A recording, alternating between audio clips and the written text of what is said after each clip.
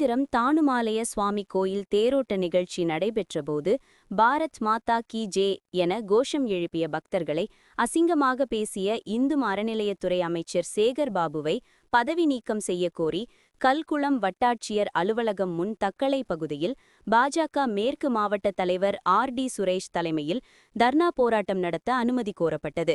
போராட்டத்திற்கு அனுமதி மறுக்கப்பட்ட நிலையில் போராட்டத்திற்கு அந்த பகுதியில் குவிந்த பாஜக மாவட்ட தலைவர் டி சுரேஷ், நாகர்கோவில் சட்டமன்ற உறுப்பினர் காந்தி உட்பட பாஜகவினர் 300 மேற்பட்டோரை போலீசார் தடுத்து நிறுத்தி கைது செய்ய முயன்றனர்.